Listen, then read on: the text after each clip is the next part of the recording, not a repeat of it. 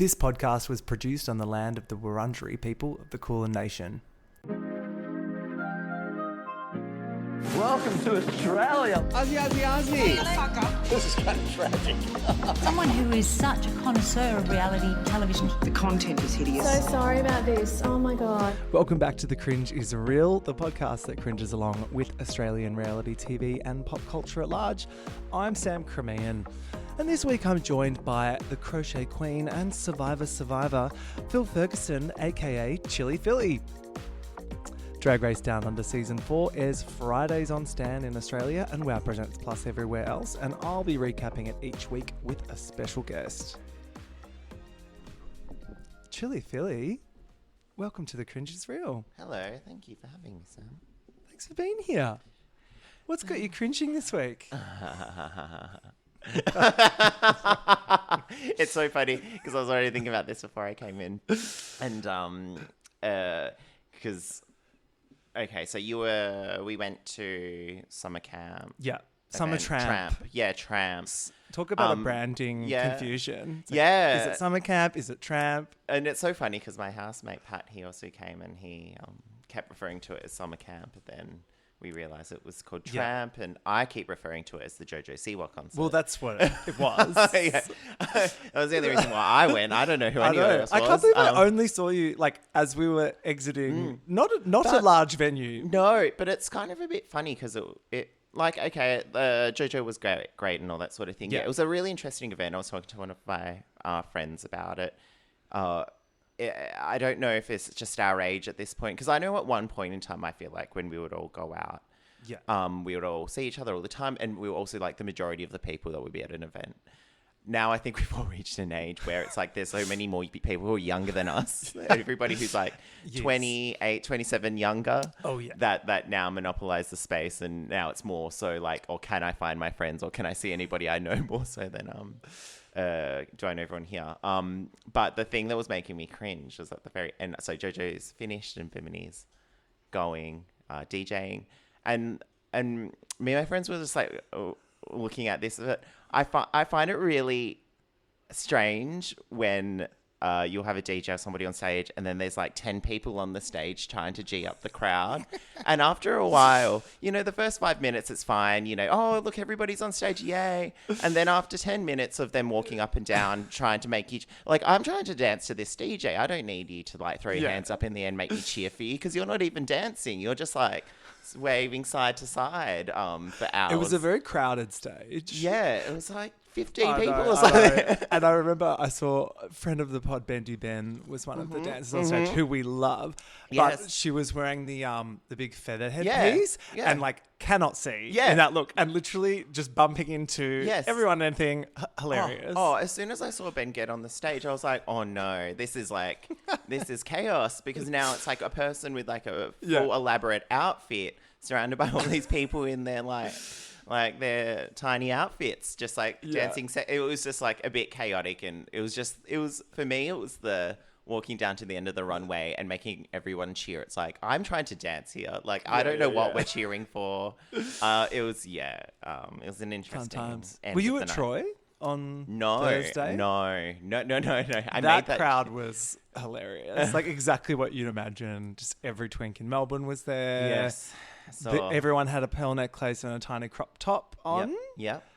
And that was it. It was funny because that was the Sydney Maya version. It was funny because one of the trainers and the owner of my gym, they went to Sydney Maya the next day to see Cold Chisel.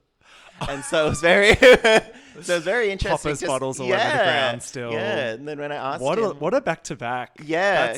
Wow. That's icons. Australia. Yeah, exactly. Troye Sivan and Cold Chisel. Yeah. Look, it's a busy few months for the guys. We're just gearing up. So I've been obsessed with your coverage of the Traitors Canada with a friend of the pod, Annabelle. Oh my God, we need to just quickly talk about this season. Yeah. I mean, finally they have captured a traitor, but fuck, it took a long time. Yeah.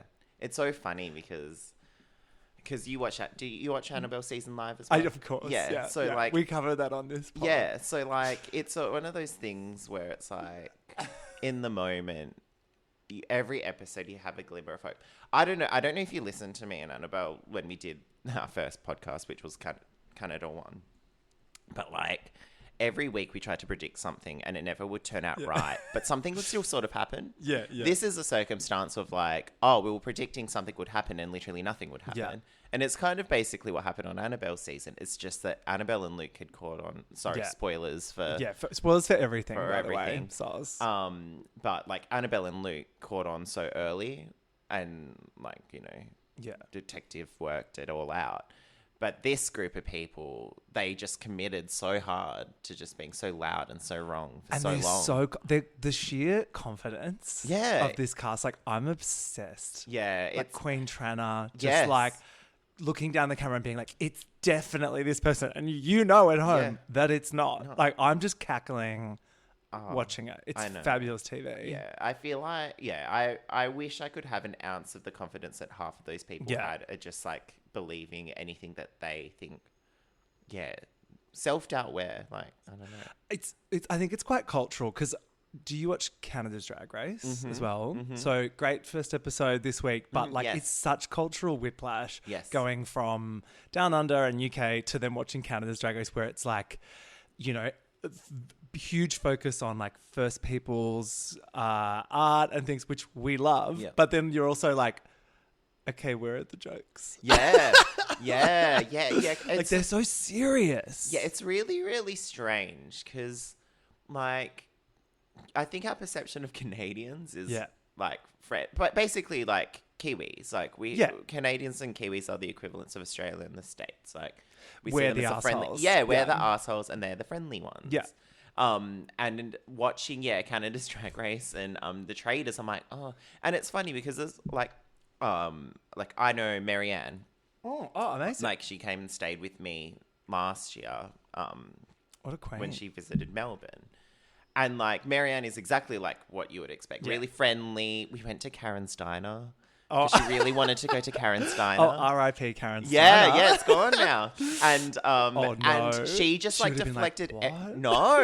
She deflected it. She just was like, "Ha, you're funny," and they didn't know how to react to her because she was being so nice. Yeah, and then I don't know if the gay that was like serving us knew who she was or caught on or what. Yeah. But then he was starting to be nice to us, and I was like, "This is." I feel like no one in Australia is watching New Era, so I feel like they'll be like, "Who?" Yeah, exactly. But it was just hilarious that she was just like so, and she is like that in person. So hey, if anybody ever doubts that, Annabelle's also very exactly like what she's like in person. Marianne, then she's but these Canadians on these other shows. I don't know if it's also because I guess in this context most of them are celebrities or want to be celebrities.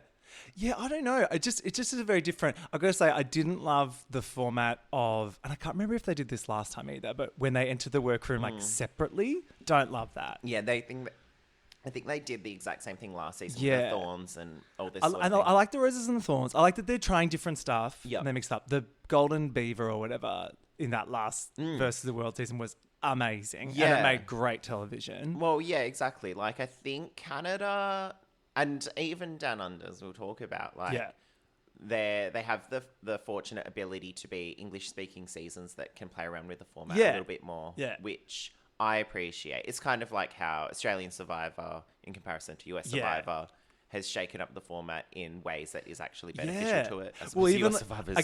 I guess we've like kept on to some of the older things in Survivor that Jeff has like done away with. Yes. And we'll refuse to admit that he's fucked it up. But no, it's interesting on Canada's Drag Race this week when Aussie girl Minnie Wang, who is so gorgeous, was like, "Oh yeah, I'm just having a laugh or whatever." And then one of them was like, "Is drag a joke to you?" And I was like, "Oh,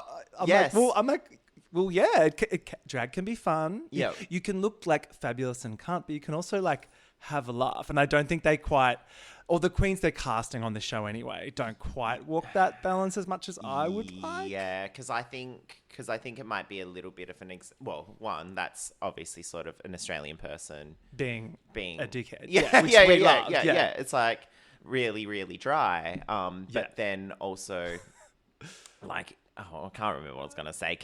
Yeah, I think looking at that cast, half of them are really, really serious. Yeah. And they've come in with their own personas. And I think anybody who sort of is questioning what their deal is like, oh, how dare you? Yeah, How true. dare you? Yeah, true. You're right. They all seem very fresh. They're all hot, young fashion girlies, Yeah. which is like great. But I would like a bit more diversity in the casting in terms of like have some campy girls, Yeah. you know.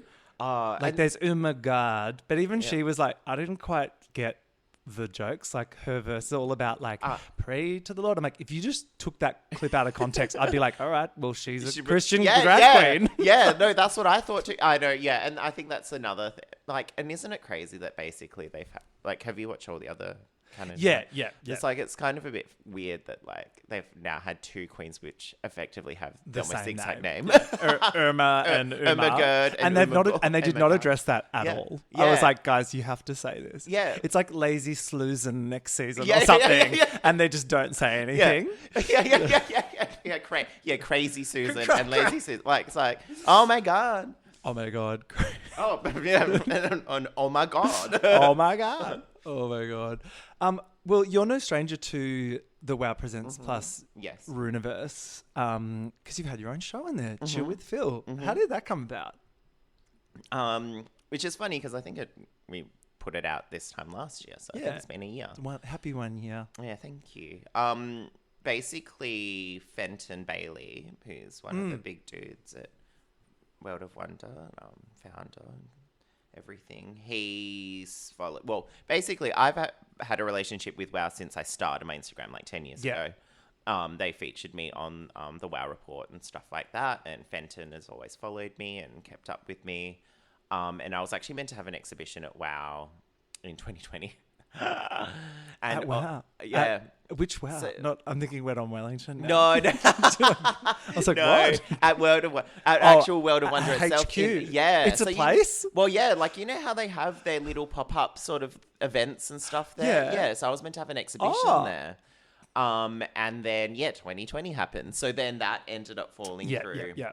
And then I went to the States at the end of 2022. And we touched base and I had lunch with Fenton. He was like, why don't you do a show? And so, like fast forward a little bit. Funnily enough, we were like, oh, we need some local producers for you. We have some people that we've been in contact with, but if you know anybody, let us know. And you were like, do I know some do I know people? And and ironically, like the person that we mutually knew and they sort of suggested, and who also was in town like maybe a week, was Jules, aka Mum. Oh, Mum, yes. And so then when I asked, and too busy with what I realize now is like too busy with kick-ons and all this sort of stuff. And I was gonna ask, is this around the same time they were doing Highway to Heal? Yes, yeah. There's just a lot of Love of stuff happening at the same time. So that's sort of how that came to be. I found Roger through who was my cameraman / editor / everything, basically everything that wasn't writing. And obviously I was writing, producing it, and then starring in it. And Cool. Yeah, so What it's a just a good 2-person team. I love that WoW is like producing more queer Aussie content than anything in Anything else. Australia. Yeah. Good on them. Yeah, no. Well, And there's no, some it's good really shit nice. on there. I covered on this pod Vanjie 24 Hours of Love with Lazy Susan. Yeah. And fuck me, like, if you have not watched that show, like, stop what you're doing now and binge all of it. It's one of the best things I've ever seen produced. It's sort of funny because it actually isn't that much effort to sort of low cost produce an entertaining show, as long as you have the right people and the right sort of vibe. Exactly. No It doesn't pun matter intended, if it but, looks a bit shit. Yeah. Contrary to what Reddit says about Drag Race Down Under every week. I love it. Every week. They're still doing it. This week I saw comments, oh, the camera work is shaky and untucked. Fuck off. Get over it. Yeah, the lighting is over bad. it. Like, what show have you... Because, okay, ever since the first season, the way I've sort of perceived... especially given the circumstances of them being in New Zealand and stuff like that. Yeah. But, like, I've always perceived the whole filming and production of Down Under being that... and actually, they sort of tap into it with kick-ons, but, like, you're in a shed they're filming it in a shed out the back of someone's house. It's a little bit just they just sort of put it together, and then the queens are just on the stage. Like I have never perceived it as this sort of like elevated drag stage, like beyond what we experience normally. Like I've always seen it as something really grounded and sort of regular, which is what's fun about it. If you just perceive it in that way. Yeah. Because then it's just like, then it's just these local queens just getting on the stage and they're like acting out Drag Race. Like that's how that's not meant to be like reductive to their experiences, but like that's how I perceive it. And so I've always seen it in a like a kitschy way. Someone every week also does comment on the kick-ons thread being like, why is this better produced than the show you're talking about? And I'm like, hot take. Yeah. Someone's already said it. Yeah, I know. It's like when people say, unpopular, is this an unpopular opinion? And you're like, girl, we get it. Anyway, let's get into this episode. Fierce, Fabulous Fashions, episode 4. Are you loving this season? Yes, I am. It probably helps that I'm a little bit invested in it. Yeah. With Lazy and Max. Yeah. Oh, so you were close with Max as well. Yeah, no, I know fabulous. Max as well. So no, I feel invested. I was saying to my housemate the other day, because I'm like, how long has Max been doing drag for? And I was like, I think actually surprising for a long time, because I remember I think maybe the last gay times they had it, Lake Alpine, and Max had only just sort of started drag or whatever, and came up to me, and I was wearing one of my hats, and Max was like, I really love your work, and I always remember that's the first time we met. So like it's been a while, everybody, even and obviously Lazy as well, like so yeah, I feel a lot more invested. I feel like as well, this season is without Rue, 5 billion times better. Incredible. Like honestly, it's like mum's away. Like the kids can have fun. Michelle is like, particularly in this episode as well, and last week, Michelle's really stepping into motherly role. Yes. She gives like firm but fair feedback that actually makes sense. Whereas I feel like Rue kind of just like, however Rue is feeling that day, that's where the feedback goes. Yep. And like sometimes that makes great TV because we're all at home screaming, being like, what? But then when it's here, it annoys me because I'm like, I'm protective of our talent and our queen's here. And I'm like, really shits me when she doesn't get it or doesn't even sort of try to. Yeah, it's really reductive. Like it's really sort of, because Rue has an expectation of what they should be like or what he wants of them. Michelle's very different. I think what I've sort of gathered from Michelle over these years is that she very much is a pop culture girly and like absorbs all sorts of places wherever she goes and understands perspective, while Rue is still like, I know what it's like to be successful. You do this to be successful. While I think Michelle's and also even just like, I think at this point, because Michelle's hosting, she's not necessarily needing to speak in sound bites. Yes. As she normally does. Yeah. You're so right. So I met Michelle on the Drag Race cruise. Yeah. Back in 2012. Yeah. And this was before. Yeah. This was before Drag Race UK and Down Under. Yeah. And so it was me, my husband, and we met these 2 guys from the UK on the cruise, and we had some friends with us too. And we were the only like non-Americans on the cruise. Okay, wow, because it was like kind of before Drag Race like was mega big worldwide. I think like 3, Sharon 4. Needles had just won. And Michelle found us and was like, oh my God, I'm obsessed. Like she's obsessed with British culture. She's like an Anglophile, but then she also loves, she's watched like every episode of Neighbours. Oh wow. Yeah. And so she was just like following our little group around the whole time being like, I want to hang with you guys. Like I'm bored of these Americans. Yeah. So for me, it makes like a lot of sense that this has happened. Yeah. She actually gets the references. Yes. Yeah. She's not just saying it like, I love Kath and Kim or whatever. She actually does. She gets it. Yeah, because when I was watching these last few episodes, because I like sort of binged the last 2 in like a short span, and then and Isis was like basically a guest judge in all of them except for one. And I know, that's a bit weird. Yeah. It was like the timing is Spanky. Yeah, there's I'm no ready for spaced Spanky. out. Yeah. No offense, Isis, we love you, but I am ready for Miss Jackson. Yeah, like it makes sense for this episode that Isis was there. Oh, but true. But I was a Actually, yeah, if you had Spanky talking about fashion, everyone would be like, girl, what is where's your happening? pants, girl? Yeah, where's your black panties? But I was like, oh wait, I think I need to rewatch season 3 a little bit just so I remember what Isis's run was. And so then I watched it immediately after, and I was like, oh, this is just so different with Rue there. Like Rue, they're all terrified. yeah, it was just very, very different, and I totally see now why I appreciate this current season a lot more.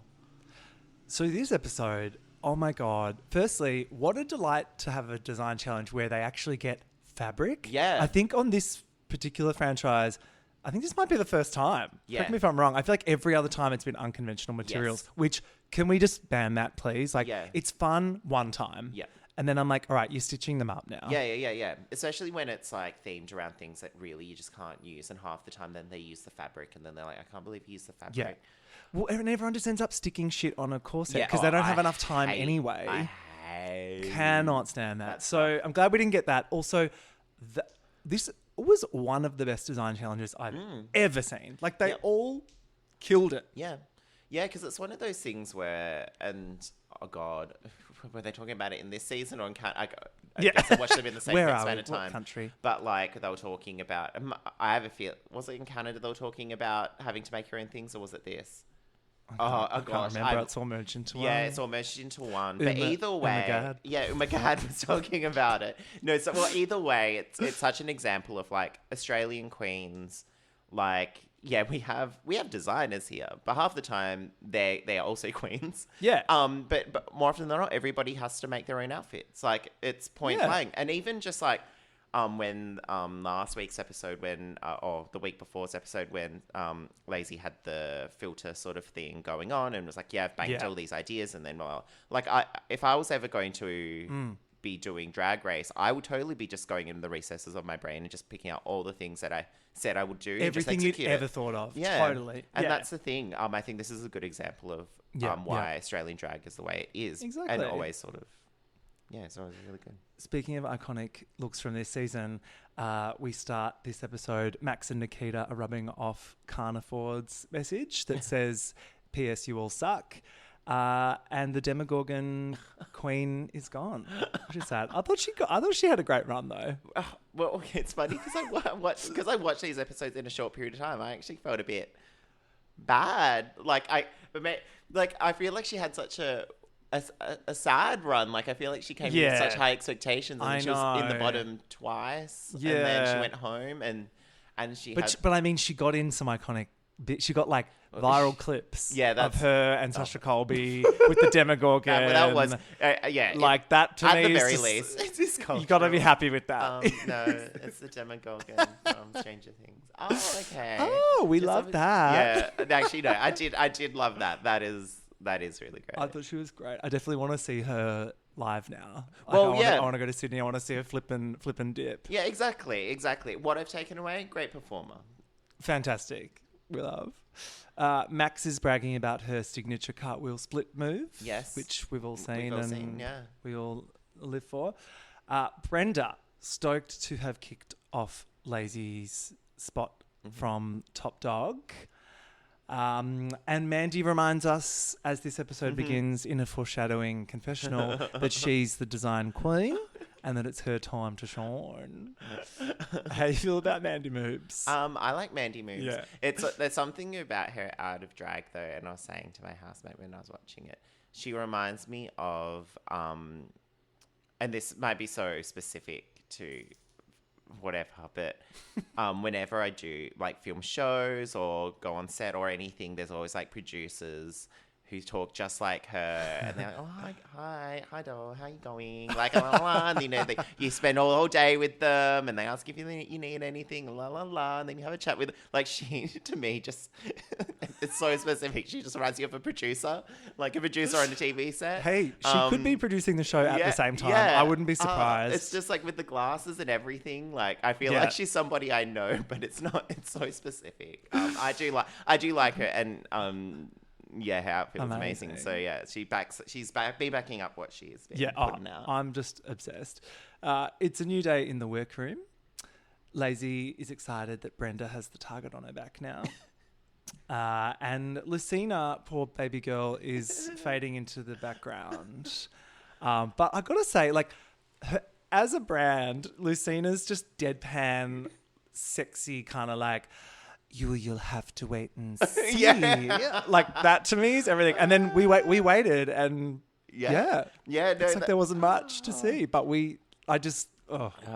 heaven. My favorite types of queens are ones that, like, I'm always just like, oh, this rando. Like, what's your deal? Who are you? Yeah. You 7 foot tall woman. Yeah, like, I remember when on Spanky's season, I just was like, Spanky just looks like a lady who just got on the stage and is just like cracking joke. Like, I love the sort of unassuming sort of queens. And my favorite thing about Lucina is that, like, it was just like, I have talent. Then it's like, And all of her runway, like, commentary of her own looks have just been, like, probably my favorite of the season when she's like, I'm looking tight and the judges know that it's right. Or like, Like, it's like every time she was like trying to fuck the judges. Yeah. And I'm like, okay. Yeah, I love That's one way to win. Yeah, it's just like, she was just always just like some, like, the person who just got on the stage. Like, I don't know. There's something. Yeah. And I feel like Down Under is probably the only one that really encapsulates that, because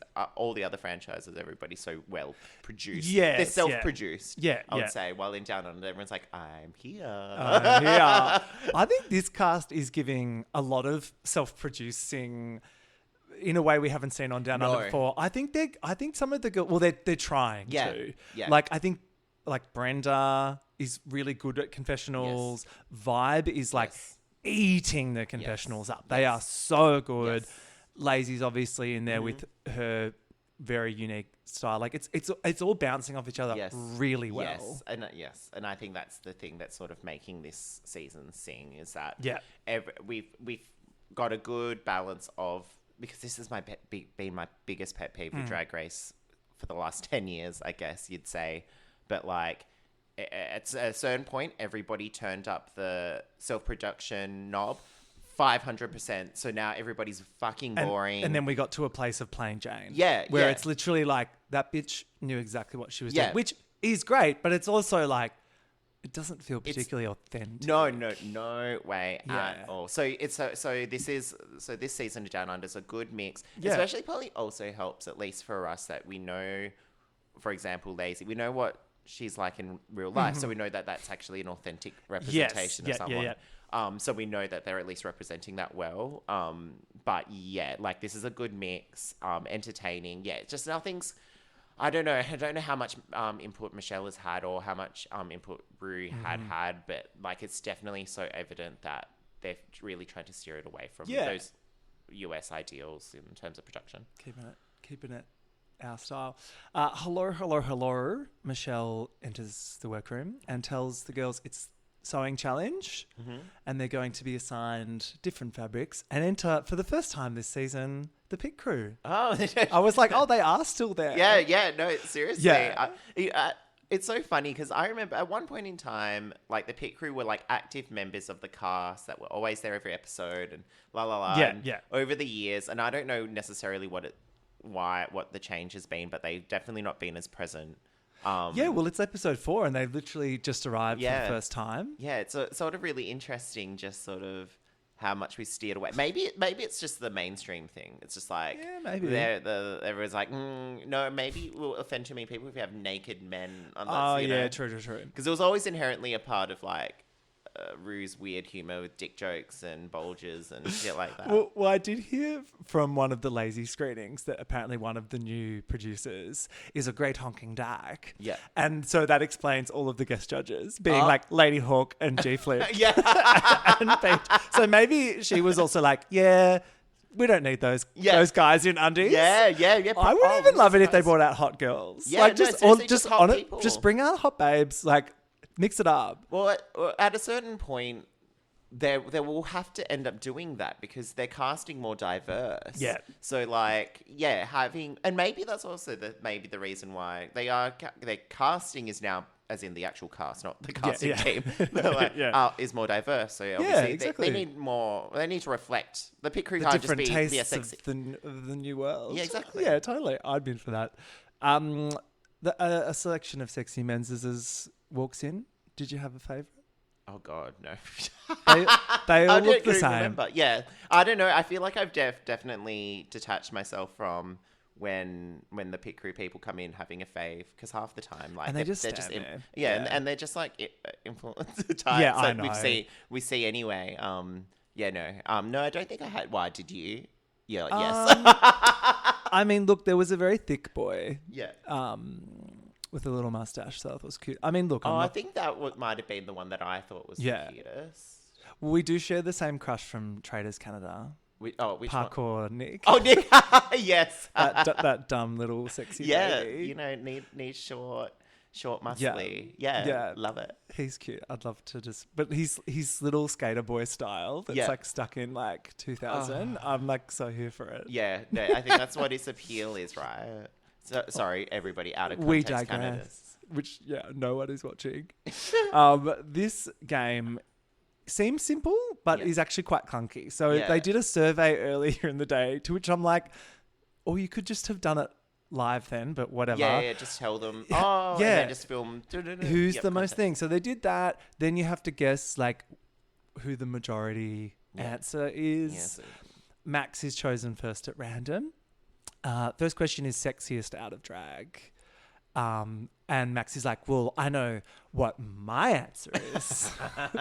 And this is the start of the Freya and Max love storyline, which I am so here for. Yeah. Love Cute that. couple. Yeah. Yeah.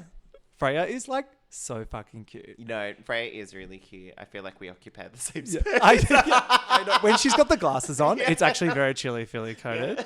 It's like the curly hair, the Yeah, glasses. I was like, glasses. no, we're the same. People She's would probably so confuse us for one another if we're at the same venue. Oh my God. But the answer was Nikita, which is fair. Yeah, no, which I fully agree. Fully with. agree. And I love Nikita gets a line in there. She's like, not surprised. I'm surrounded by dogs. Yeah. I was like, yes, bitch. Max picks number 7 and gets checks, which she was happy with. Yeah. Of course, then Nikita is also voted most delusional, which I think is fantastic. It's so funny because like there's so much out of context stuff that we don't see, and so whenever they do these sorts of things, I'm like, I guess you are. Like, I don't know. Yeah. Lucina gets florals as a result. Then no one can guess who the most pedestrian drag is. That was the one they all got stuck. Like it went down the line. Yeah. like twice. They're like, Vibe, Lazy, everyone, and it was no one. And then who even was it in the end? Oh God, I'm trying to remember. Maybe it was Lucina? Brenda? Or Brenda? Oh, I can't remember. It was like it's so funny because something tells me that one there wasn't actually a consensus. Yeah, it was like votes went in every direction. Because if everybody was saying random names, and also I guess nobody wants to call another person's drag pedestrian. Yeah, and I think like obviously this is a production device to get them to fight, but this cast is so like they're actually mates and they're having fun together, so it's like it's not going to work. Yeah, you need more things that stimulate banter. Yeah, things that stimulate drama. Yeah, true. More choices take place, leaving some with no fabric at all and some with options. So I liked this bit because it was like, which one are you going to keep? Which one are you going to choose? And we get some shady strategy, so this was really good. Lazy has vinyl and Freya has kitty girl, which is just animal print. And so then Lucina has to gift her sequins away. So she gives them to Vibe and then tells us that was a bit of a stitch up. Yes. And then Brenda does the same. So she has tie-dye, denim, and lame, and the crazy bitch keeps tie-dye. Yeah. To which Max was like, what? Yuck. I hate it. It was so gross. Mandy gets lame, and Nikita gets denim. Yeah. So Brenda goes, look, I don't mind throwing the others off. Yeah. If that accidentally happens, then so be it. Was she looking in a mirror? Yeah. Exactly. Yeah, I love they were all like, you are so insane for picking that rainbow fabric. So stupid. But Mandy's like, I can work with anything. Yeah. I've got this. Doesn't really matter. Which of these fabrics would you have chosen? Maybe like denim or... Yeah. Like, obviously I can make outfits. So I have like base level sewing skills. Obviously I can crochet anything, but I obviously wouldn't be able to do that. In half a day. Yeah, exactly. But I was saying this when I was watching it. But I just find it real. And to be honest, this was probably the wrong challenge to sort of have this take because everybody did do quite well and knew how to sew. But I do find it really interesting on these sorts of drag race challenges when they all sort of, and we sort of referenced it before, when they all get random materials and their first reactions, instead of thinking of a silhouette and just like committing to it, they all go, I'm going to glue shit onto this thing. It's like fugly mess all the time. And so, yeah, I would have tried to pick a fabric that I could just make into shapes and whatever. Like, you know, denim is pretty heavy duty and you probably need you need a specific needle and stuff like that for it, but it's constructible. It's not like thin. Like that's why the tie-dye thing was also weird. It was like you had like it looked really thin and thin shin. Sheer and thin. Yeah. And it didn't look very good. Yeah, no. I thought the sequins, they were all going on about the sequins being like, you know, a shit one to get, but I was like, no, that shit looks great. Yeah, because that's the thing, and this is the thing that I've sort of been thinking about lots over these last sort of few years watching Drag Race, but like the thing is with the main stage, you need to have maximum effect. So like, I find it hilarious, and I think it's happened a few times this season where people are like, I've rhinestoned myself. I've rhinestoned my... You can't tell. Your rhinestones are so spaced out and all like it just looks like you're sweaty. Like you need maximum effect. So something like a sequin fabric has maximum effect without very little input. That's what I thought. And I guess maybe they were referring to it's like difficult to work use, with. But then the end result, as we see, it's stunning because it's like got the weight to it and the cameras like pick up the lighting and it's very forgiving. Yeah, I just assumed they would all be like fighting over the sequence, but wasn't meant to be. All right, so we're sewing in the workroom and Lazy Susan, the crazy bitch that she is deciding to be the devil. But beautiful. Going on a corporate retreat. Yeah, love it. Fantastic. Concept, very on idea, brand. Yeah. She's really not doing much to separate herself from the Theresa May comparisons. Like I was like, oh, okay, you're leaning in now. Yeah. Because wait, the tour that they just did, were they both on the tour? Maybe, I don't know. I can't remember. But like, I feel like there would have been a lot of content together if they were. Because that's what I was about to say. Like, they need to do like a face they swap. so will. They do something. Yeah, they have to. Like, it only makes sense. Yeah. They're definitely in the same universe, and I love it. Lazy and Vibe have a kiki. She's pissed about the sequins, and then Lazy calls it Pixar animated fur. The one with the like long sequins. Yes. And I was like, I see that. Yeah. It makes me think of like when you see the bloopers of the Pixar animations and the furs all like... I'm doing a visual thing with my hands. Oh my God. Vibe is preparing for a mental breakdown, she says. I just think she's giving us the best TV. Yeah. Like all her little bits. Yeah. Very funny. I have a feeling that Vibe is going to win. Really? Yeah. You think they're giving winner edit? I think she's definitely getting to the final. Well, I think the final two is definitely going to be Lazy and Vibe. Yeah. But I feel like the story I'm being told is that she's always at the top but hasn't pulled through, and she'll pull through at the end.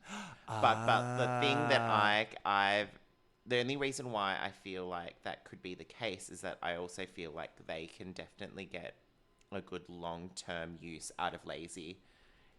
You think there's already an all-stars plan? I feel like the Rusi U needs Lazy in multiple versions of the franchise. True. And I feel like it'd be a waste if she just... That sounds so rude. It's such a waste if she wins. But in terms of reuse and using her for other seasons, like the chances are a lot lower if she's a winner. Well, I mean, like, as a fan, I want that as well. Exactly. But, like, as a friend, I want her to win. Do you know what I mean? Oh, after the first two episodes, I was like, oh, Lazy is winning. But now I'm like, actually, Vibe is giving a run for her money.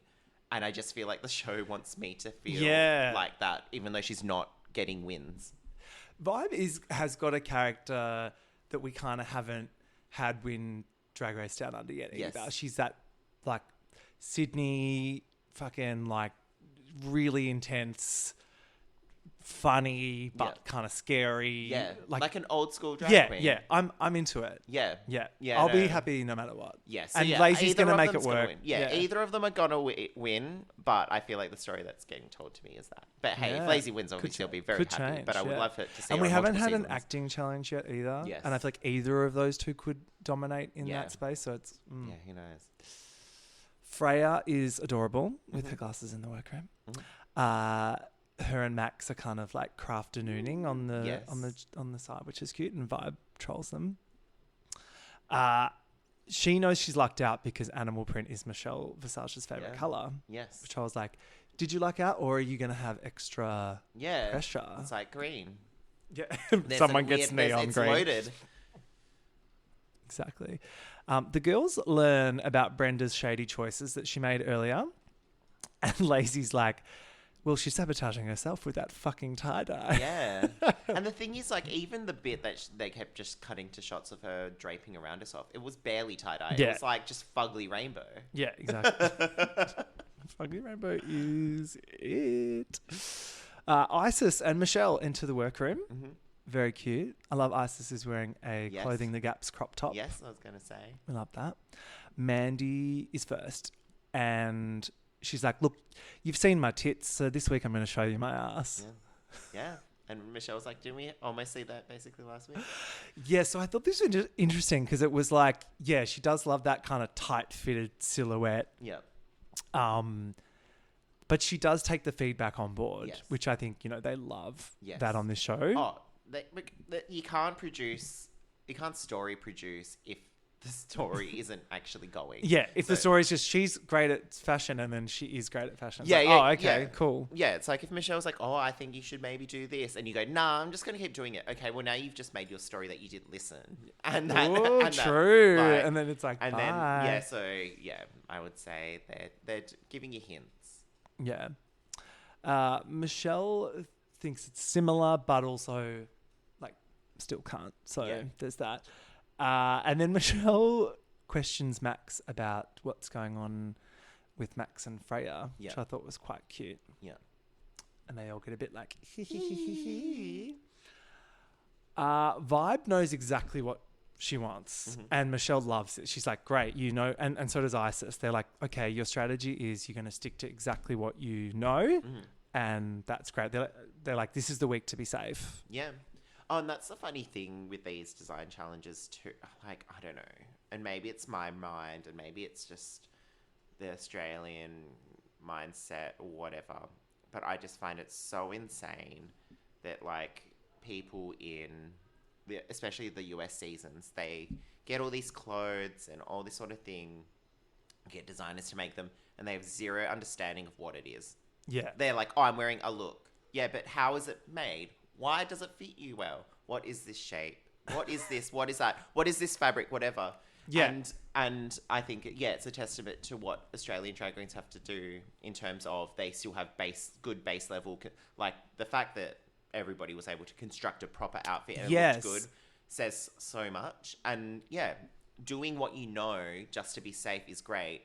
And I just find it really crazy when people don't even have base level safe quality costume design ability. It's Totally. like, well, what do you do? Yeah, what do you I do? don't actually know what you do when you create all these looks everywhere or wear these looks everywhere. I'm actually really glad with the timing of this episode in the season too, because sometimes they do it like at the start, and so everyone's got to do it, and then there's always someone that just like really doesn't know how to do it, but then that person might be great at Snatch Game, so then we never get to see that. So I think doing it now was perfect because clearly they're all really competent seamstresses. Yes. So that was good. And we didn't get any like flop Tana, like absolute train wreck. Yeah, no spanky butterfly. Sort of look. Lucina is doing a black dress with pink roses. These were reading very red on my screen, but I guess they were pink. Yeah. We were told. Yeah, they're like fuchsia-y pink. Yeah. Which, like, I actually really liked this concept. It was kind of like a very, like, Mexican lady with the sleeve. Sorry, my tiny dog is just coughing up a lung over there. Yeah. Beautiful. You right there, honey? Yeah, she's good. Yeah. She's got to lay off the cigs. Yeah, no, it's so funny because, do you know what? It reminds me of, I think it was Cherry Valentine's entrance look on UK too. Yes! Which is like so iconic. Yeah, and then the didn't hair. Tia Coffee kind of reference it in one Yeah, of her looks yeah. on UK vs. the World? I think this is an example, though, of what I literally just referenced before, but with rhinestones. It's like she had all the other roses, but they were so spaced far apart. Yes. And whatever. So it just was a bit like you're just tacking these on. Yeah. At this point. And Vibe even said, like, in confessional, she should have stopped after the rims of the sleeves and stuff, and then it would have looked a bit more impactful. Yeah, But then they might have told her it was too basic. Like, you never no. fucking Well, win. but this is what I mean. She used black floral fabric, which will read as black fabric. Yeah. It doesn't matter. It was like black on black. Yeah. You couldn't really tell that it was floral. So no maximum effect. Yeah. Just looked gorgeous though. Yeah, look great. Michelle tells Lucina it's time for her to put her foot on the gas. Yeah. And the fact that they left this in, I was like, oh, okay. Yeah. Someone's in the bottom. Yep. Nikita, oh my God, I'm obsessed with this woman. Yeah. She tells Michelle that she learned how to sew in Samoa from her great auntie who had an old school machine. Yeah.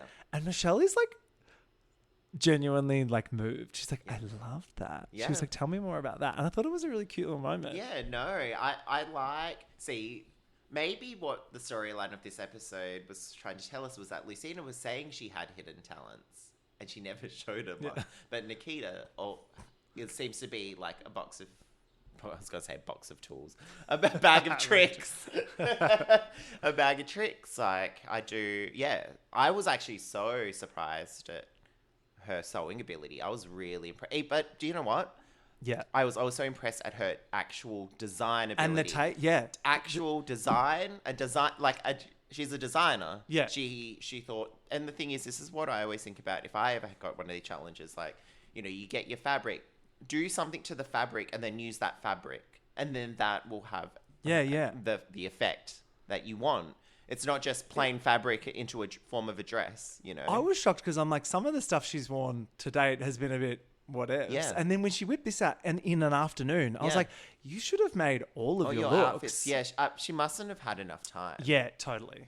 And it sounds like they don't get very much time, which sucks. Yeah. But love this. And she's been playing it cool. She didn't tell anyone that she was the famous gonna kill Nikita. this. Yeah. Which I think is clever. You want to manage expectations. Exactly. Yeah, very lovable character on this show. She's feeling her oats, so she's like, maybe I could even snag the win this week. Yeah. Which I was like, ooh. Michelle tells the girls that G-Flip will be on stage with us this week. Yep. Great guest judge. I thought they were very funny. Which was funny because I was like, oh my God, we just saw them at the JoJo Siwa concert. Yeah, exactly. That was the best part of the JoJo Siwa concert. Yeah. Like, my friend G is here. Yeah. And I was like, yeah. Oh my God. You're drumming. Imagine if they timed it and had JoJo as one of the guest judges. Yeah. It would have been so good. Yes. Back to work. Mandy takes on the feedback. Clever girl. Mm-hmm. Lazy hates Brenda's mess of a dress. I was actually getting rainbow paddle pop from this colour, which is very on brand for Brenda, as she loves a ice cream themed look. How good was that Buffalo Bill? Yeah, no, it was really good. You just reminded me of Nikita's random outfit from last week. But maybe she made that outfit too. She could have.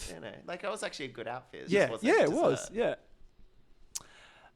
Lazy declares that she is Brenda's inner saboteur, which I thought was really funny. Vibe trolls Freya and Max. And then Nikita tells us she knows that her look's going to stand out because it's quite different from the rest of them. And I was like, yes, this is a good strategy. And Mandy starts to get a bit worried. Yeah. And I would say, it was a 2-horse race. Yeah. I almost think it was 3. I would throw Vibe in there too. I thought like it wasn't like the most exciting thing I've ever seen, but to have made that in the afternoon, I was very impressed. I think the thing that differentiates that look from the other two is basically design. Like it didn't have enough design, like very well constructed, but didn't have enough design elements to differentiate it from some of the other sort of well-made outfits that the others had. Max is doing hand stitching, and then they go, I'm having a grouse time doing this. And I was like, yes, we got some like Melbourne slang in there. I thought that was cute. Yes, they're very cute. Viewers internationally are like, what did she saying? just say? Yeah. I know. I have noticed that I think this season they're definitely leaning in on being able to just say, like, it's just very like Rue's not here. We don't have to like hold yes, her we hand. don't have to go, yes, God, mama. Yeah, we don't. The yes squad mamas are gone. Lazy says that Drag Race is a hard time. And I appreciated this. Yes. It is a hard time. They have to do everything in no time, with assumingly no sleep. Like, yeah, it's wild. Yeah. Yeah. Vibe tells Lucina, oh, this look is so gay. And Lucina goes, thank you. It's a very cute moment. But then this is the bit where she tells us that maybe too many flowers. Yes. Like Coco Chanel, that shit. Yes. Yeah. Okay, so Mirror Talk, Real Talk. I loved this bit. So we never get this conversation on this show, and I was so happy we got it now. Fast fashion. Yes. They were like, and like fucking finally. Yeah. We're all thinking it. Yeah. Every week we're all thinking it. There is this unrealistic expectation on drag queens that they need to have a brand new look every time. Yeah. And it's actually a very like wasteful Yeah. mentality. Yeah, it's the drag race effect. If you're not doing full photo shoots for every show and concept you're doing, you're not doing drag. It's sort of really funny because even that in the context of the queens that are on the show, it's like, oh, you don't even need to be doing the photo shoots for these outfits. Like, I don't know why you think you need. You're not doing. You're not actually a fashion girly. So just like, it's actually kind of crazy because especially in Melbourne now, we don't really have that many sort of regular venue. Like we have circuit and stuff like that, but we don't have like the Greyhound or stuff like that. Yeah, which is sure. very Yes. old. But like, that was like a purpose-built drag venue almost in the later years. So yeah, I know what you mean. Yeah, so like we don't have that sort of thing. So it's even more insane to me that the expectation of people who are basically bouncing around from gig to gig to have different looks. It's like, that's weird because you're not at one venue. It's fucking Who expensive. cares? Yeah. And I loved Vibe saying, I'm paid $600 for this dress. Of Yeah. course, I'm going to fucking wear it until it dies. Yeah, and I was it's like, as you should. Yeah, it's like, it's so funny because Drag Race fans are so interesting in that they love the idea of an iconic look. But if you wear your iconic look more than twice, they're like, how dare you? Yeah. Ew, yeah. we're over it. La, la, la. It's just insane. Also, I think people maybe assume that these girls are just getting people, creatives are just like giving these girls these looks for free. And I can tell you, they are not. Like perhaps sometimes, but they are still paying for these looks. And if not all of the look, like they're still paying for the hair, the makeup. It's fucking expensive. Yeah, to have a massive backlog of drag, you would have to be doing drag for so long and investing so much money. Like, as somebody who has a shed full of crochet hats that I've made over 10 years, I can say it takes a very long time to accumulate enough drag to even be bringing what you have onto Drag Race and be doing gigs, 3 gigs or whatever a week. It's a bit crazy. Totally crazy. So yeah, I really appreciated that little chat. Yeah. And it felt like something they actually wanted to talk about. Because Yes, sometimes I think- these feel very producer prodded. Like, all right, guys, now talk about, I don't know, Talk about the fast time. fashion. Let's talk about fast fashion. I mean, it very well could have been, but they definitely enjoyed talking about it regardless. Just before the main stage, though, Mandy is like helping Freya with their look, like in a last minute kind of scramble. And we get this story of like, I want to help my Brisbane sister, so I don't want her to go home. I thought that was cute, but then I was like, oh, is Freya in trouble now? Because they hadn't really been telling us that until that moment. No, yeah, exactly. They just sort of been doing the like Max and Freya sort of storyline, which is like fine. And then it was like, oh, Freya's gonna be in the bottom. Yeah. It's like so Drag Race is just so funny with that stuff. Yeah, it's like so obvious half the time. Exactly. We hit the main stage, and Michelle is in a like dip-dyed metallic monstrosity that I absolutely love.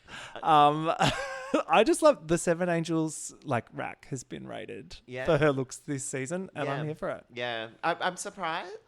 It's interesting because I don't know what I was expecting of Michelle, to be honest. Like in terms of what she would when she walks down the runway and stuff like that, because her promo look was crazy. Oh, that little like lace bodysuit thing. Yeah. So I was like, oh, maybe she's just going to do that all season. It's like, no. It's still, she's just still giving very much Michelle. But she's she giving doesn't... Jersey Mall, but that's what we want. Yeah. I'm so happy. I want her to just start doing throwback looks. Well, she wouldn't be able to because the fronts will be too. Yeah. She get a breastplate on. Yeah. Imagine this whole season she just wears a breastplate. Yeah, literally. That would have been great. Yeah, why not? Yeah, but I kind of thought she might. Well, because I guess the other option would have been try to take Rue's space and wear like big drag looks. But if she did that, people would have just like... Yeah, what are you doing? Who do you think you are? She's not a drag hanger. Yeah. So it's like, I get that it's like, no, I'm just going to do like... Me.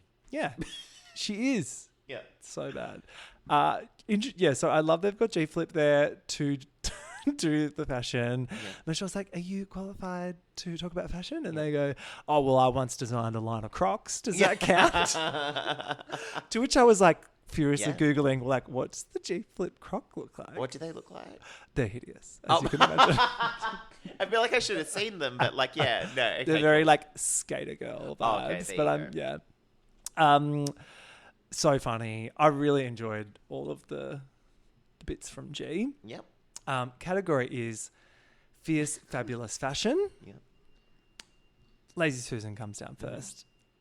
She's the manager of Hell. Mm-hmm. What did you think? I liked it. I liked the wig reveal. Yeah. To horns. She had a few tricks. She had like some like smoke or like dry ice or something at the start. I was like, ooh. It's so funny because like the Rue produced seasons, they never really went full like international seasons in terms of them just all bringing their own effects and all this sort of thing. And this season there, I feel like they're beginning to tap in a little bit into the letting them do random doing some things. stuff, letting them bring a huge battery on a plane over to like power a fucking like holographic face fan. Yeah, exactly. Thank you. Yeah, so no, very much like this. Yeah, I love the horns and that detail of like ripping off the wig. Yes. Fantastic performance. Right, cut to your bang reveal. Yeah. Really, really good. Solid story. She's always got a storyline, which we love. Yep, concepts as and a ideas. businesswoman. Lucina. This is like, it's good, but it's like, it's snoozy compared to the rest of the lineup. But if this was on any other season, they'd probably be like, yes, mama. Yeah, I was going to say, you're safe. No, I think it's also the wig. Or if it was, let's say, a big drag, like floral headpiece or something like that.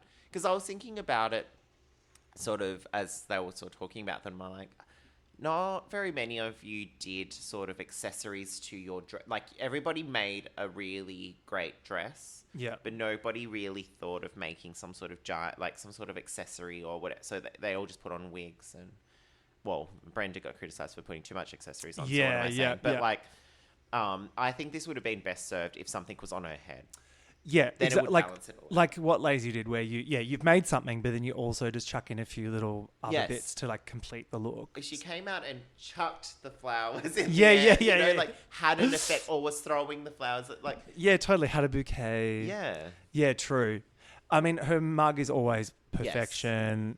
But then she definitely is a little bit dead behind the eyes with her like runway presentation, which is kind of her signature.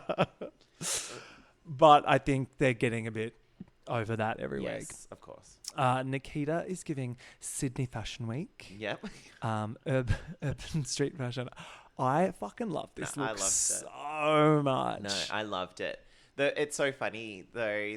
The way that the graffiti sort of reminded me of Shay's rainbow look. That wasn't rainbow. Yes, like it was almost the same color palette as well. It was like orangey blue tones and whatever.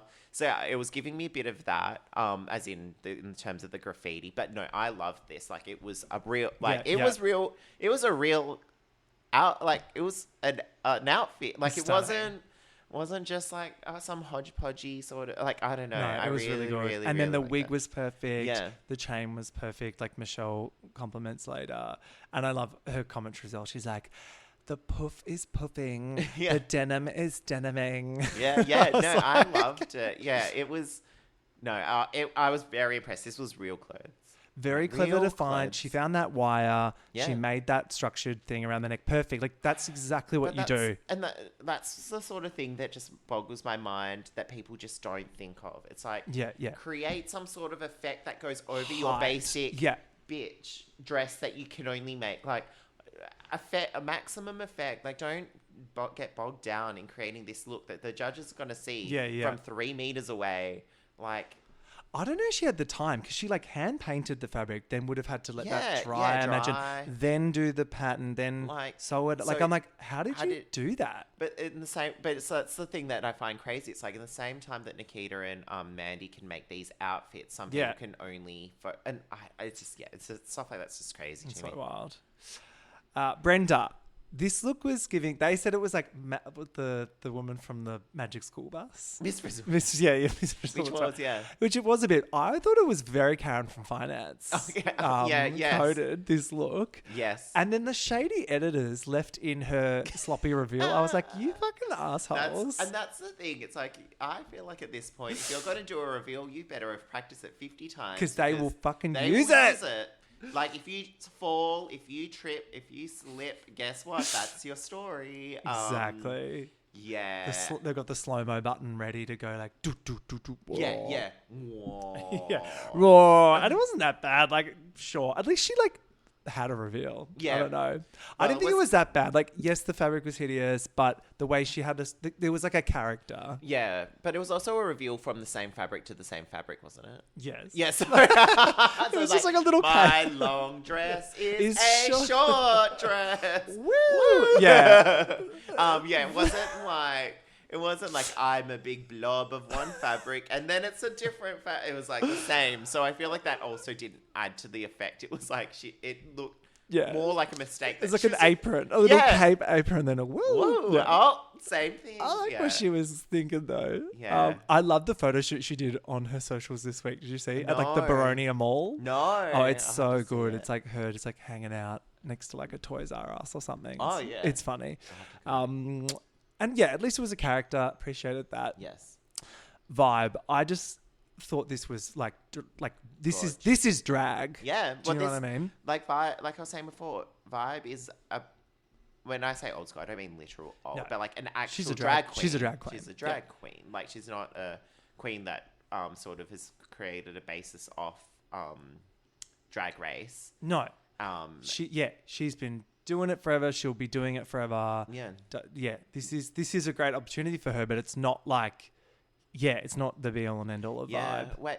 Because I'm pretty sure like Vibe isn't that old. How long? She's 32. Yeah, so I think I think Lazy and Vibe are the same age, and they're the oldest, or maybe Mandy's a little bit older. Yeah, I think Mandy's but only even the same. Even age the same. as well. Yeah, I think they're all the same age. There's no one above 40 this season. They must have, but they all, from what it seems like, they all have started drag around the same time. So right. 10 to 8-ish years. But she's got the old school sensibility. That's the thing. That's the thing that I find. And so does Mandy, actually. For people who are relatively young, they've got the good old school, which I like. When I found out that we're going to do Drag Race Down Under, that's what I was expecting, just more of that. Because that is what, when I was growing up, that was what drag was. Yeah. Like, drag queens hanging out in the smokers, hitting on you. Exactly. I still want polyfiller on 1 year. Yeah, that's what I want for us. Yeah. No, absolutely. Drag perfection. Freya is next. She's looking very glamorous and very cute. It's actually like, it's executed fine. Yes. It's just not like leaping off the screen. Yeah, it's a well-made. Well, is it well-made? Yeah. Well, they kept saying like she wasn't happy with the construction, but I was like, I don't know. Obviously, I'm no seamstress, but watching it, I was like, if you told me that it was well made, I'd be like, sure. But this is what I mean. It's like at the end of the day, all we see is something that's made and it's on your like to your coffee style. It's made. It is a garment that is it's on my body. Yeah. So like that's all I see. Like unless there's a big glaring True. things, I don't care. know. I don't care if it's lined or whatever. Like, Yeah. unless I can see. Like, that unless I was can the- see that. Yeah, well, that's the thing. If you're featuring a cape and you're doing Yeah. your arms as wide as possible and it's not lined, yes. You're doing a Brenda reveal. Yeah, if you're doing a Brenda reveal and it's the same fabric and it's not lined, then maybe... we will notice. We will notice, but yeah, Well, it's- somebody twink in Arkansas is going to notice no matter what. Yeah, and yeah, then yeah, and send Freya all the messages. telling Freya she should kill herself. Yeah, exactly. How dare you? Come Disgusting. to Brazil or something. How dare you, but also come to Brazil. Yeah, you know, if those people ever saw them in real life, they'd be like, Yeah. I love you. To their face, they'd be like, I love you. Yes. Oh, and I feel like I see it all the time. Yeah. Max. Now, I didn't love this, but I was shocked that she was safe, to be honest. I thought it was quite like, only because, like, I get the reference. Yes. She was doing like 40s Yep. racer chick thing. And her body is so like, you know, she's a sample size girl. Yeah, So yeah. she's got no excuse. Yeah. And anything would look good on that body, Yes. right? But I just kind of thought it was a bit basic and quite and small or something. I don't know. Because did Max make a different outfit and then change it? Because I think that was what happened. Oh yeah, because there was like a hat and at a some skirt, point, or like a circle skirt. oh, was that circle thing I a think, skirt? Yeah, I think it was meant to be a circle skirt, like sort of Changed at last minute. like. Sorry, I'm doing like Yeah, yeah. gestures that no one will see. Like it was still really great. Yeah, I just was like, I think that's a circumstance, and similar to Freya, of like they started somewhere else, and this is where they ended up. Yeah. And then, so in terms of like maximalist aesthetics, yeah, pardon the pun. yeah. Yeah, in terms of maximalist, the drag queen, Maximus the aesthetic. drag queen. I just thought as well, because she often wears like a halter top Yes. type thing Yes. with a little, and then it's a little Yeah, skirt at the yeah. bottom. And this was just that, but pants Yeah, instead. and I think that's the thing. Maybe we're too used to that. And do you know what? I was saying, and I mean, I feel like I've been saying a lot this past week, but like, you know, this year I've gone on like a bit of a fitness journey, and like now I've just been really skinny, and I wasn't like that before. But I find it really interesting now, like with having lost a bit of weight, that like I feel like I have the confidence to wear whatever I want. And I feel like it's really interesting that some people, when they do have the ability to wear whatever they want, they go for small and skimpy. Yes. While I would be going, well, cool, I can fit anything big as possible, or whatever, Totally. because my body's so small, so I can actually layer up. Yeah, and yeah, wear yeah. a lot.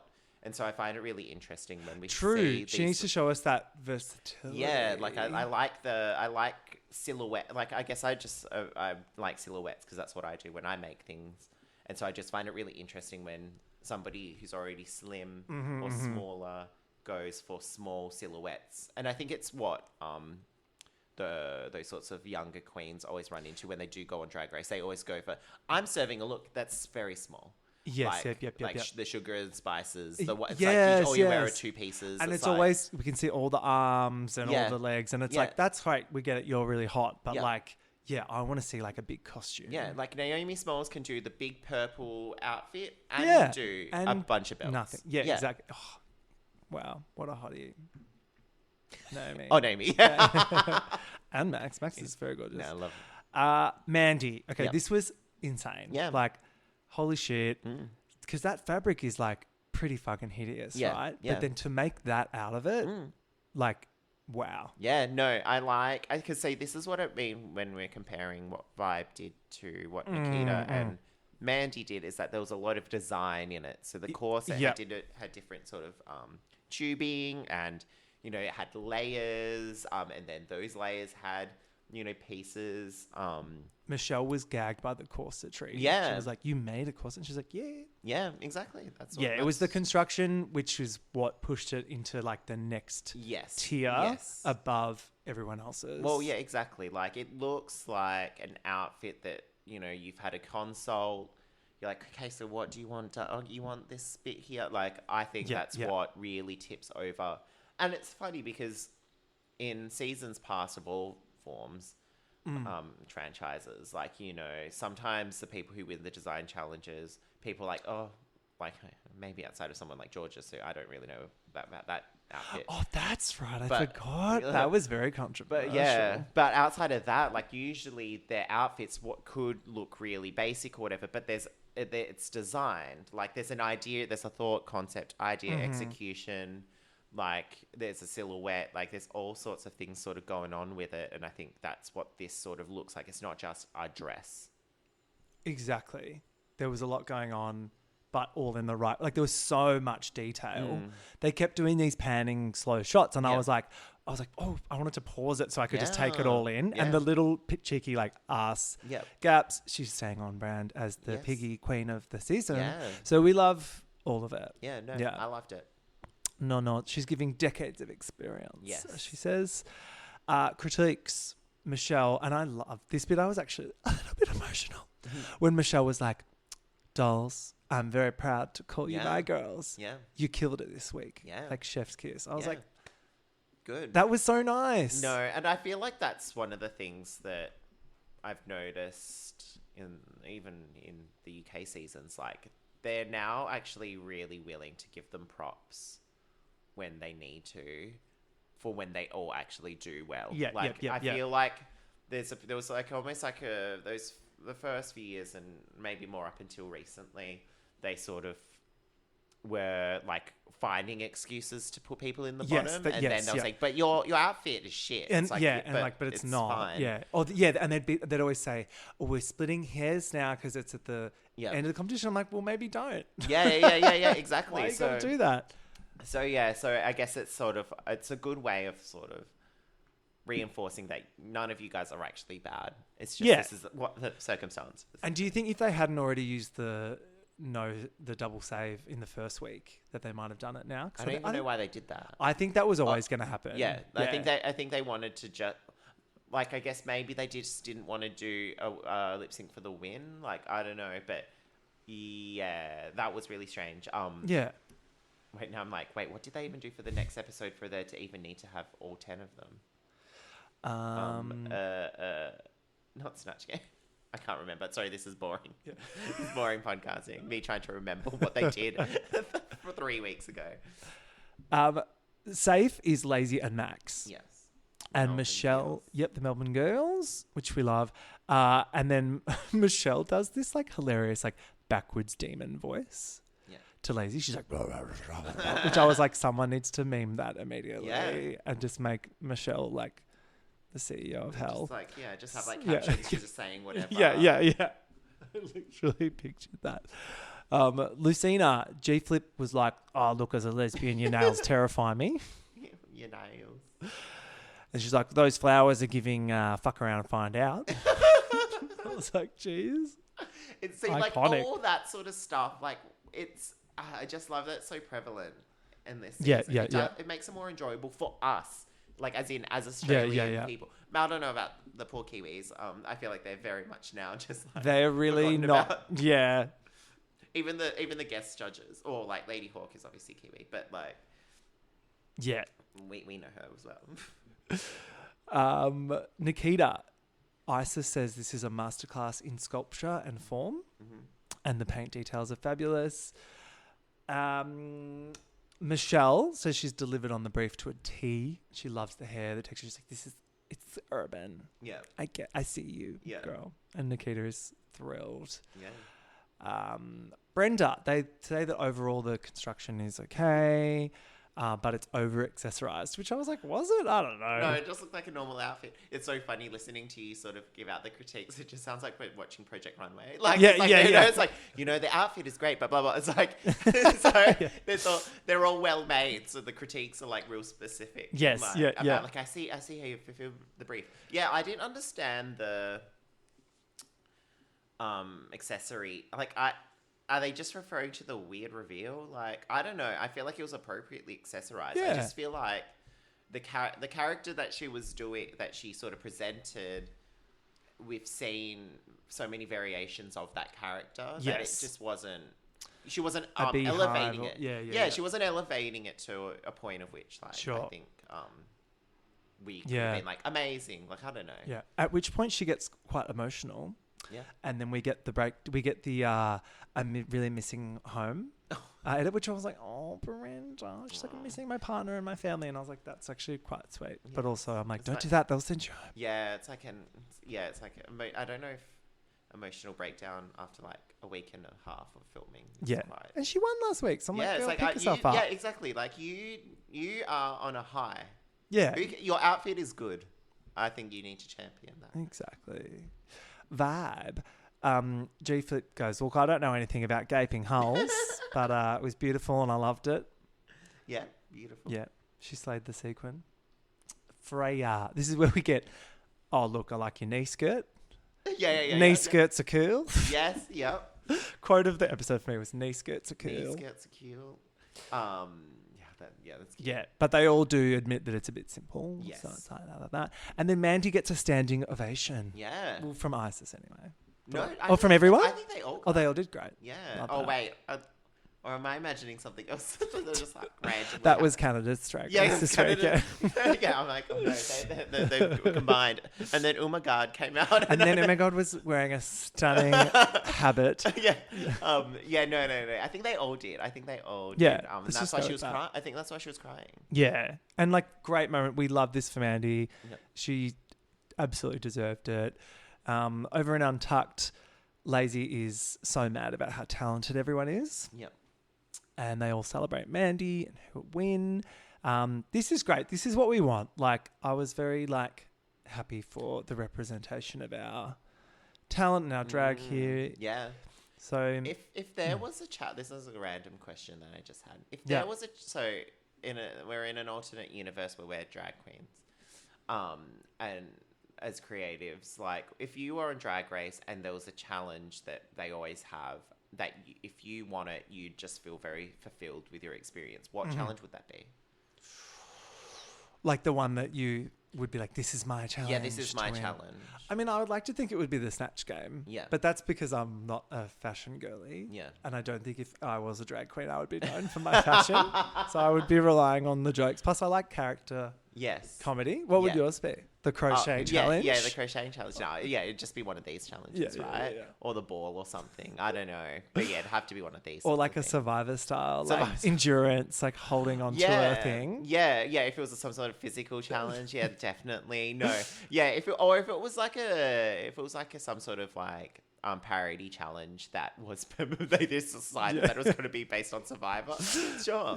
And then I won it. I'd be like, oh my They God. haven't done a Survivor parody No. on Drag Race, have they? No. Oh, No, not in any- producers. no, not not any in of them. any. They did the Housewives one last season Yes, on Down they Under, did. and it was a bit. Meh. Yeah, like they need to do the block. Like imagine they The tear block! off and do a block Are you challenge. kidding me? And I'm sure some ex-block contestants will fucking fly to Yeah. New Zealand to be on the panel. Like, Yeah.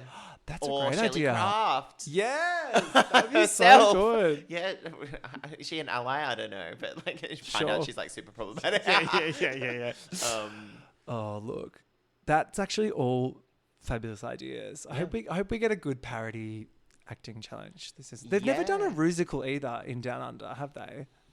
I don't think so. I'm trying to think.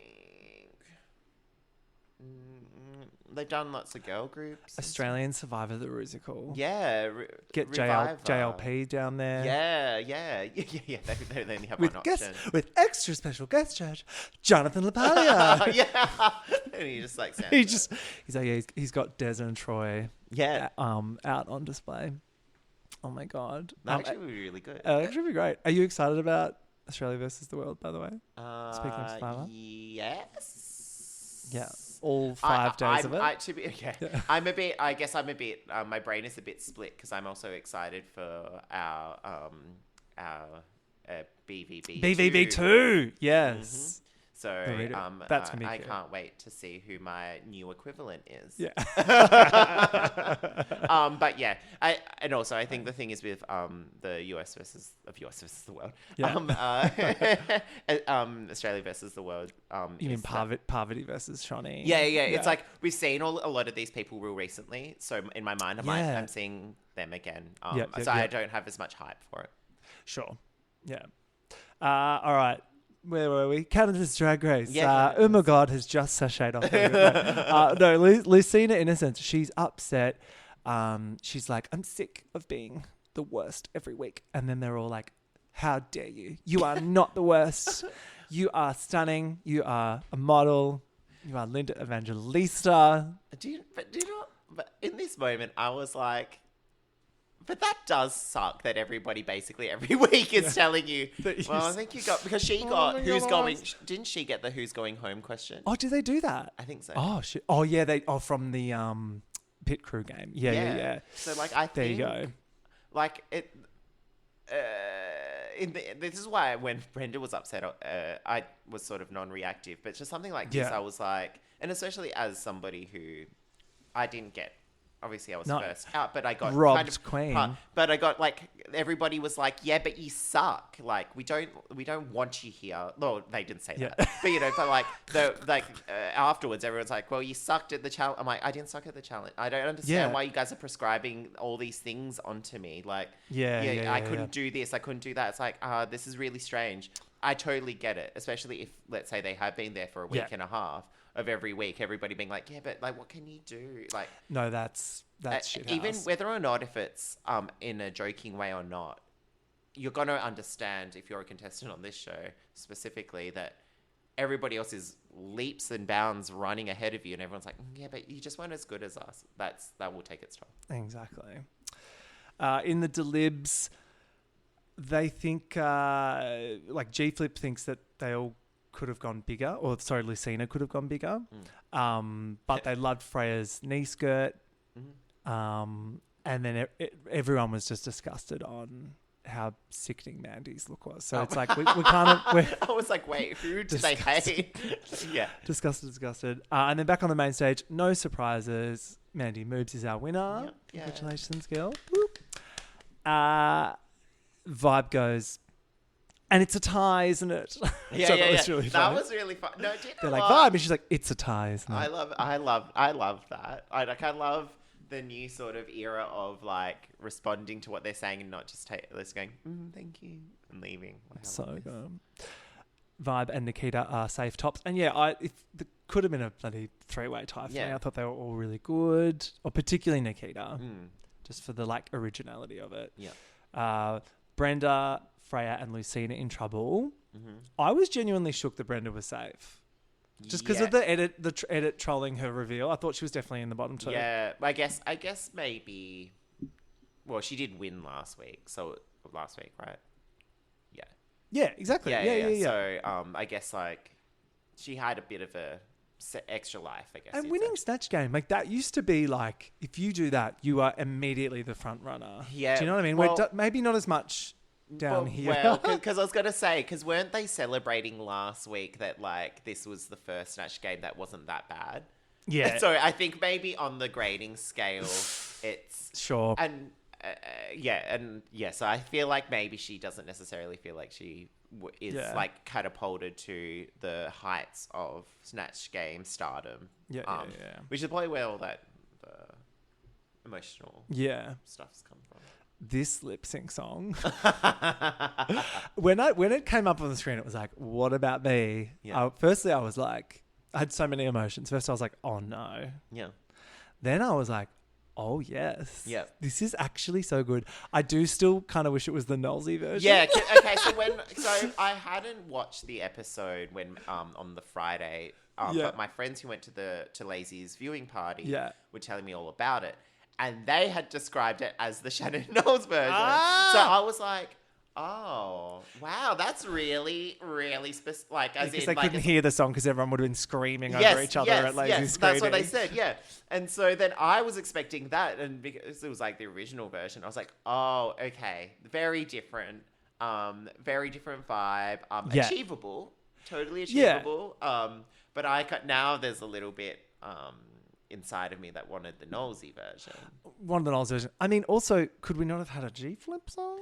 Well, that's the Gay thing. for Me. That is a great song. Well, it's so funny because whenever there's a musical artist and then they don't do their song, the first thing I'm like, well, Licensing. licensing. You're too expensive now, G Flip.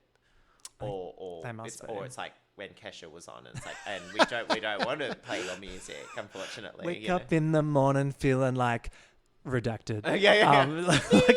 Like beep. Oh God. Yeah, no, but I actually thought it was a great choice. And Yes. they're using what they've got, and it's actually quite camp. And it sort of helps. Again, this season seems to be like reminding everybody this is what quote unquote Down Under drag is. It's like everybody's not going to be doing flips and dips all the time. Even the fact that they were able to make My Delirium a flips and dips song. That was cool. Yeah, like, you know, they've all been really good lip sync songs so far. Yes, then they've been started with Rush. That was great. They What else we had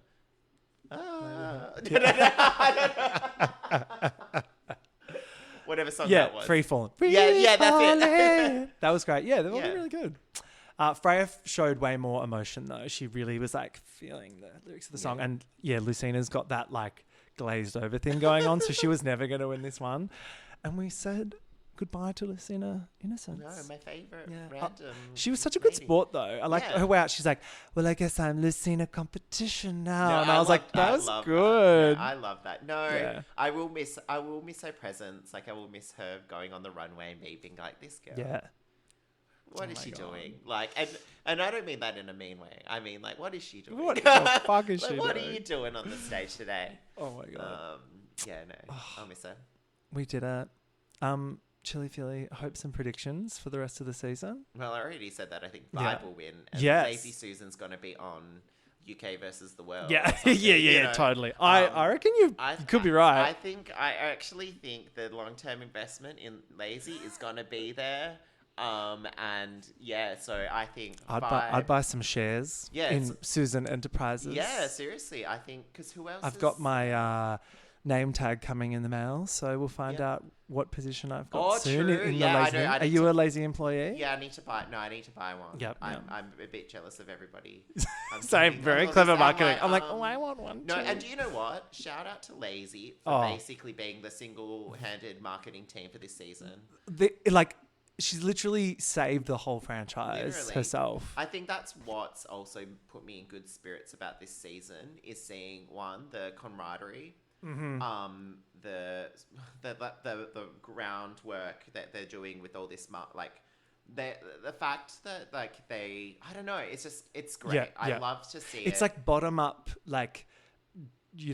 drag marketing that the cast are doing themselves. Yes. They're not sitting around waiting for WoW to Yeah, fucking do it for them. They're like, no, we can. No. We're And- creative. We're clever. And do you know what? I think I was seeing on Reddit or something lately about how the queens, international queens or the US queens, gigs are not happening as much. Yeah, because there's so many of you. You actually have to put in the work. You can't just expect something. It's like it's like when I was on Survivor, and then I'm like, oh, I just thought by one episode everybody would just be like, no, that's not how things like this work. Yeah, you got to milk it. Yeah, you have to milk it the best way you can. And if any, especially in Australia, the people who have been on shows and have really stretched out, they've made the hustle.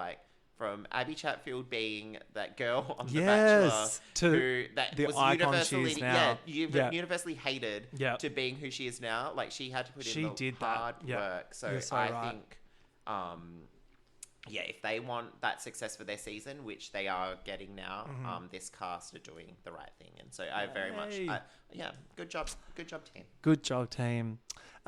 Chilli Philly, to paraphrase our friend Annabelle, what have you got going on, and where can people find you? And then my favorite thing is that, oh my goodness, now I'm here, so I can actually say what I've got going on. If she doesn't ask me what I've got going on this week, I'll be so offended. So me and Annabelle we're going to have to do a double length episode because Annabelle couldn't do last week. So yeah, we're going to be doing a 2-hour episode Can't of wait Babes for on the Brink. that. I think we're going to record it tomorrow. So let's see how we go, and then we'll release it whenever I edit it because Yeah. it's a long one. But yeah, you can follow me at Chilli Philly on Instagram. You can follow me on Twitter or X. Well, no, we're getting off that sentence. I'm not going to advertise that anymore. And you can follow us on Instagram at Babes on the Brink. Annabelle's the one who's on that. So if you see any posts, it's Annabelle. That if you're DMing Babes on the Brink, it's not me. If you're sending nudes, it's just definitely to Annabelle. It's not to anybody else. I'm not on that one. I have too many as I have. So yeah. Great. Well, thanks again. No, thank you. Bye-bye. Bye-bye. Thank you for listening to The Cringe is Real with me, Sam Cremant. If you would like to support the show, rate, review, share, and tell your friends about it. You can also find me on Instagram and Twitter. Links are in the show notes.